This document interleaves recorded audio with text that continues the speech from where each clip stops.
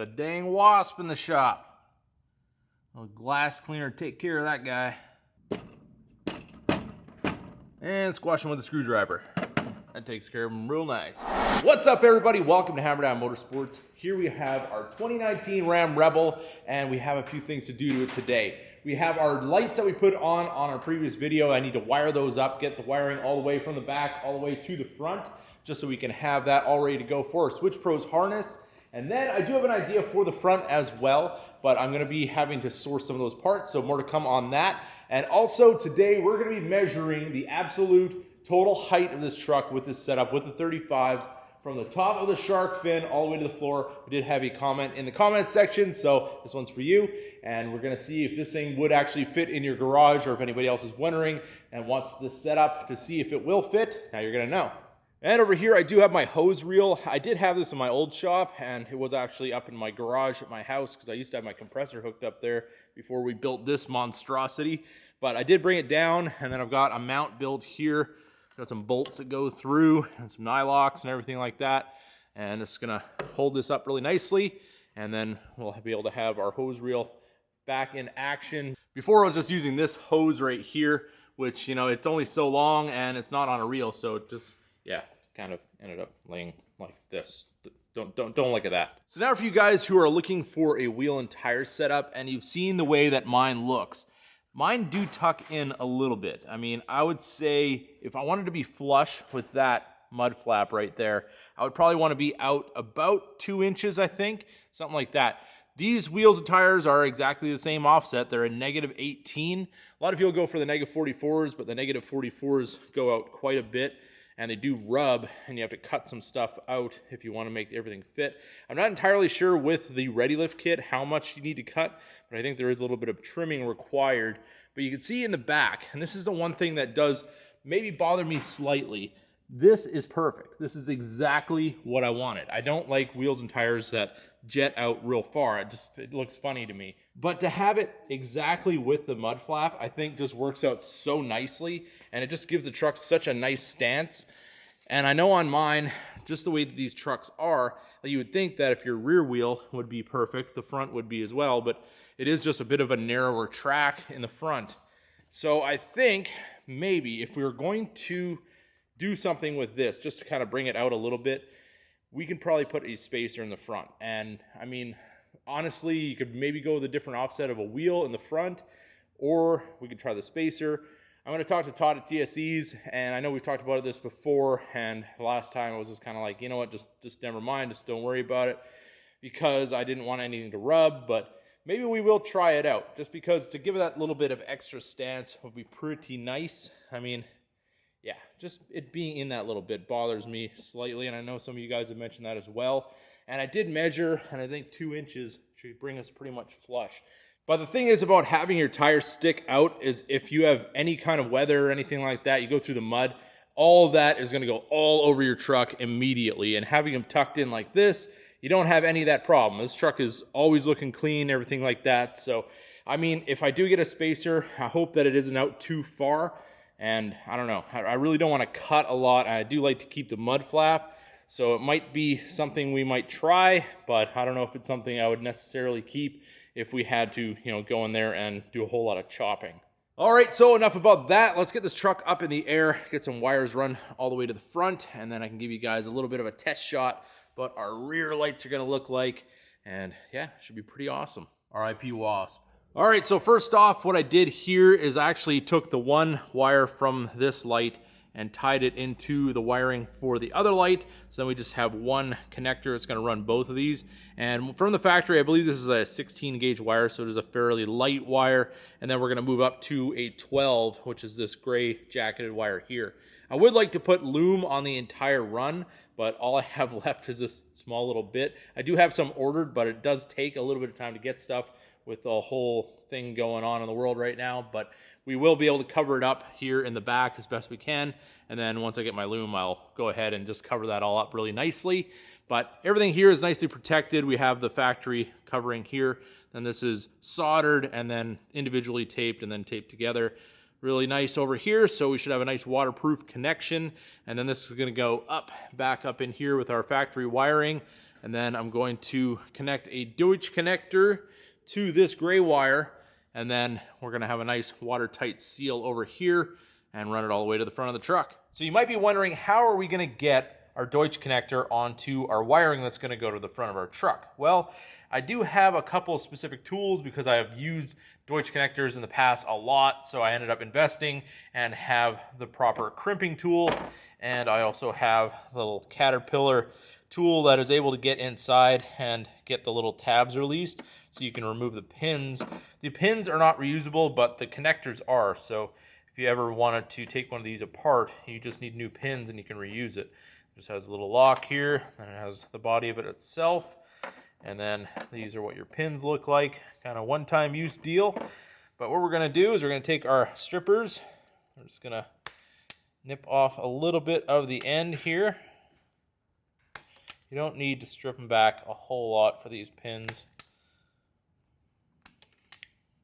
So then we take our pin, we stick the wire inside. See, everything is sitting on there really nicely. And then open up our crimper, stick it down into the crimper. Crimp down all the way. And then our pin is nicely crimped onto the end of our wire. That'll pull, everything is nicely on there. We'll do the same on the other wire, and we're ready to put our pins into the connector.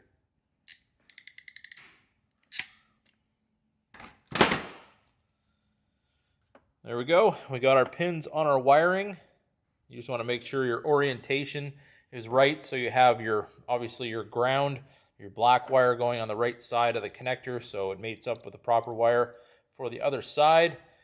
Sometimes when you're putting these into the connector, it helps to, I just put a little bit of spit on there just to give it a little bit of lubrication on the rubber. Sometimes if you, especially with a smaller wire, sometimes the wire wants to bend and then the pin doesn't want to move forward, and it can be a little bit tricky. But we got a little bit of lubrication on there. Stick both of them in at the same time. Gotta move them past the rubber, work them in there.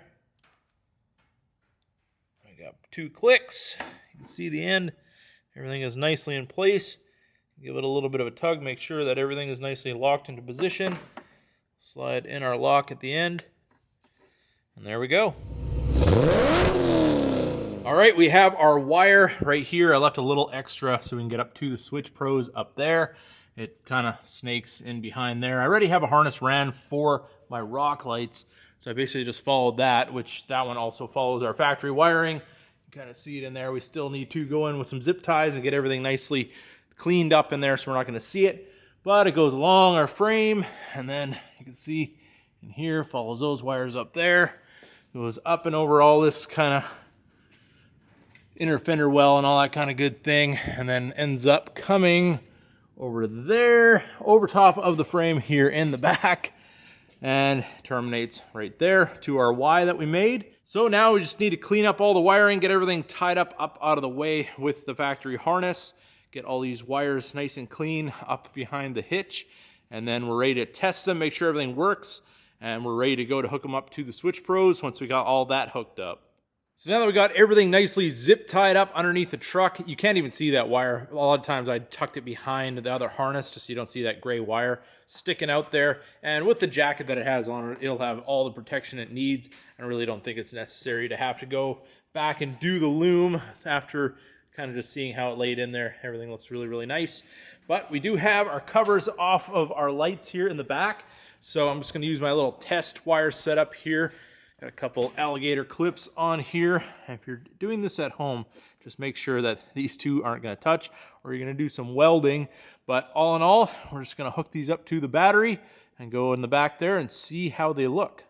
All right, we got our power hooked up on our battery. We've got our alligator clips over here nicely separated. I should put a fuse in this just in case those ever did touch. It would just pop the fuse instead of start sparking and melting things and whatnot. But let's check out our lights. Oh, I can see it already on the door.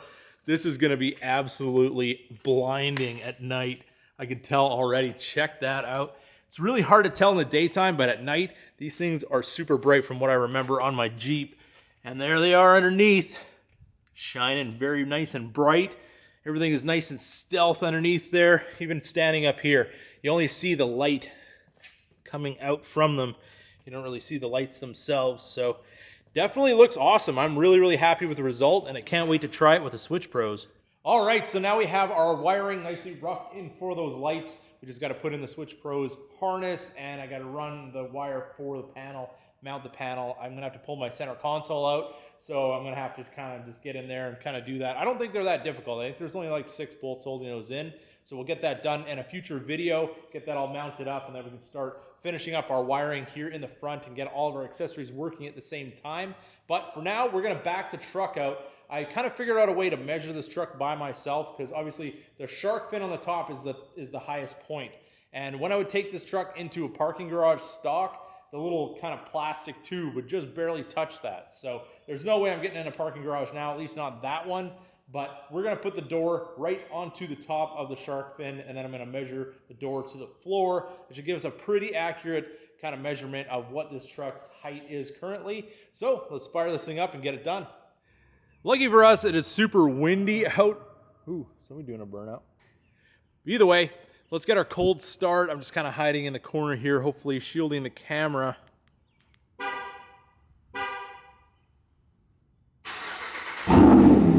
Woo!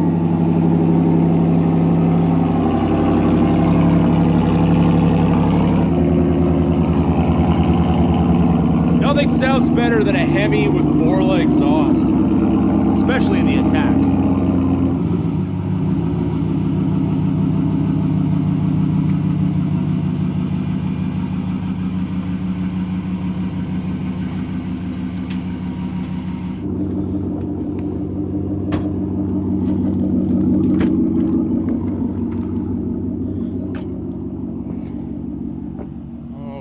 So, we got our door. Whoa, look at that wasp.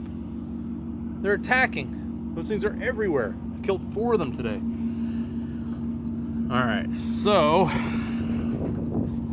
let's put the door right there on the shark fin. So we're just now touching. This is our level. So see there, it's settling like right in the middle. So we're pretty level. Everything is nice and tight right there.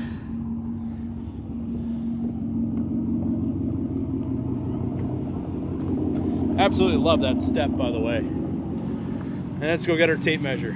All right, so our measurement is in, and I just took my tape measure and I pushed it up past the gasket, just so the gasket was pushed up to the bottom of the door, just so we have a really accurate kind of measurement from top to bottom to the shop floor. And I'm at 81 inches, so that's the maximum. That's as tight as it possibly gets from the floor to the top of that shark fin. So you're definitely gonna wanna leave a few inches at least kind of in between, depending if you have a ramp or whatever going into your garage. Sometimes, you know, things can change slightly, but 81 inches from the floor to the top of the shark fin, that's our measurement. And for those of you who wanted a full front view of the truck, here it is. This is what her stance is looking like today. I really love the bash plate in white. Really made that thing pop. And it kind of separates it. Now we've got a little bit of different colors in the bumper. And in my opinion, just doing it all black just makes the tow hooks stick out. That you don't see those little bezels or anything like that. I think for a balance standpoint, for my truck anyway, this is the way I like it. And I really like the way this truck looks. And I think just to finish off this whole front kind of area here, I think if we went with that 2-inch spacer, like I said before, that would really set this thing off, give it a little bit more of a bulldog stance. And I absolutely love these Toyo Open Country MTs.